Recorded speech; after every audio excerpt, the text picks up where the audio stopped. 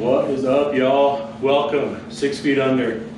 Hey, I did a little experiment for you today to kind of challenge some of the thought processes in aerobic activity. This is something that I went back and forth with between trainers all throughout my I don't want to say career, but ever since I started on the strength journey.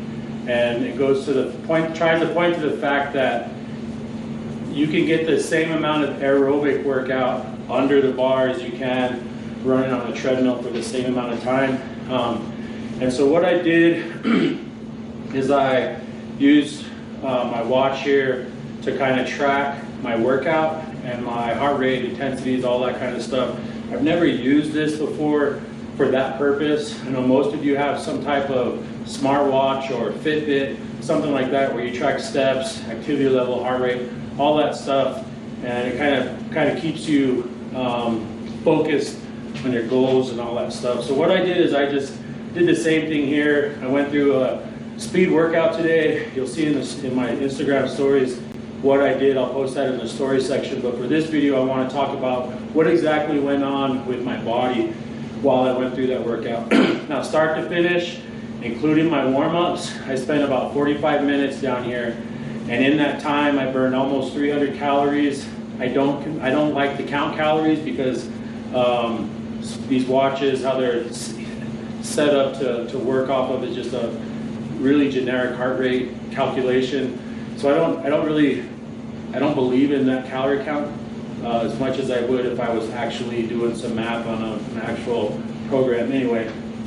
But I did burn the 300 calories, not to count the delayed onset stuff that's going to come up later. I'll be burning calories throughout the rest of the day.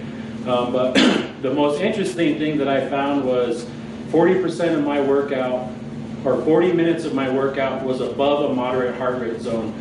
And half of that was above the vigorous heart rate zone, which is 70 to 90% of my max heart rate.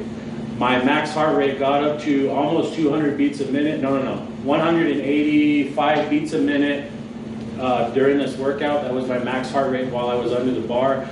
But for 20 minutes, I was above that vigorous threshold that accounts for the fat burning and the vigorous activity level that all of your trainers, all of the programs, all of the articles, all of the websites want you to do is be in that target. It's called the target heart rate zone.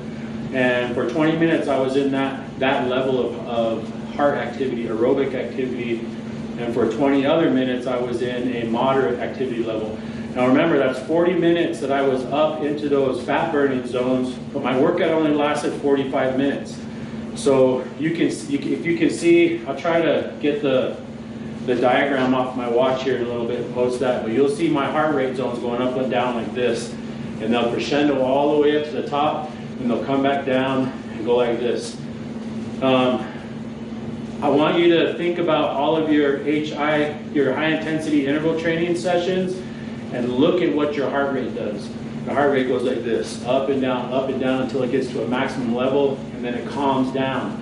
That is what every scientific journal, every program, every article, every gym bro, every trainer is going to tell you. We want your heart rate to look like that because that's going to be the best way for you to burn fat and build up your aerobic activity.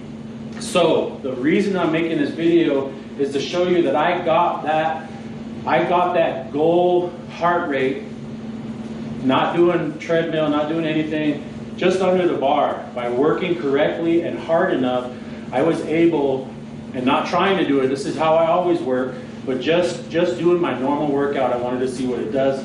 And my heart rate stayed in those levels the entire workout. Remember, I was down for 45 minutes. I was in those heart rate zones for 40 minutes.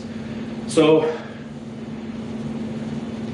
if you like to run, if you like to do all that stuff, fine. It's whatever bakes your waffle, you know what I mean? But don't discount what you can get out of weight training. You can kill two birds with one stone here. You can get that aerobic activity, and you can get stronger in the process. Now, you'll ask, well, why are some of the strong guys really fat? Well, that's because they eat excessive calories because it helps with all kinds of other stuff. But that's how you get strong. You got to eat a lot, eat a lot, eat a lot.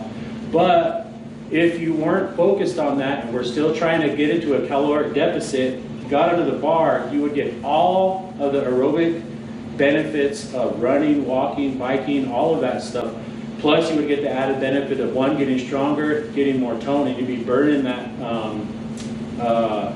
fat around those singular muscle groups on top of just getting your heart rate up and getting into a little bit better shape. Now if you add this plus an HIIT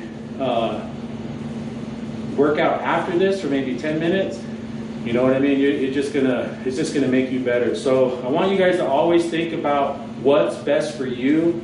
For me, I always think getting under the bar, lifting weights is best for everyone. But you gotta learn how to do it right. That's what we're here for. Hit me up, hit us up, ask us questions. Remember, form over everything. We'll see you guys later. Stand strong, be safe. We'll see you.